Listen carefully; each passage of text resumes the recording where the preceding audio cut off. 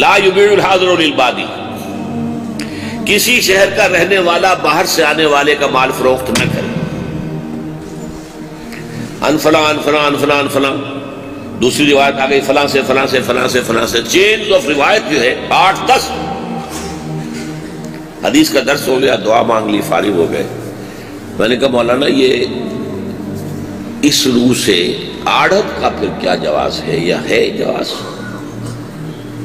پوچھا آڑت کسے کہتے ہیں؟ میں نے کہا جی منڈیاں ہوتی ہیں، اناج کی منڈیاں ہیں، پھلوں کی منڈیاں ہیں، سبزیوں کی منڈیاں ہیں، وہاں باہر سے لوگ مال لے کر آتے ہیں، جو وہاں دکاندار ہے آڑتی وہ خریدتا نہیں ہے، اس کے پاس خریدار بھی آ گیا اور اس کے پاس بیچنے والا بھی آ گیا، وہ خریدار خریدتا ہے، بیچنے والا بیچتا ہے، اور یہ آڑتی دونوں سے کمیشن دیتا ہے۔ کہنے لگے یہ تو حرام مطلق ہے، ایک طرف سے کمیشن آپ لے سکتے ہیں، دو طرف سے نہیں، اور بڑی معقول بات ہے۔ یہی معاملہ ہمارا یہ جو بزنس ہو رہا ہے پراپرٹی بزنس، اس میں بھی وہی ہے، دونوں طرف سے، خریدار سے بھی فروخت کنندہ سے حرام۔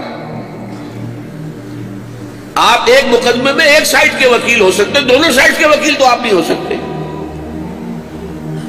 یا تو آپ خریدار کے انٹرسٹ کو جو ہے زیادہ سے زیادہ بچانے کی کوشش کریں گے، زیادہ سے زیادہ فائدہ ہوگا تو آپ خریدار سے کمیشن لیجئے، یا آپ فروخت کنندہ کو چاہیں گے کہ زیادہ سے زیادہ نفع ہو جائے تو آپ فروخت کنندہ سے لے لیجئے، یہ وکالت ہو جائے گی۔ ون وے کمیشن از جائز، ٹو وے کمیشن حرام۔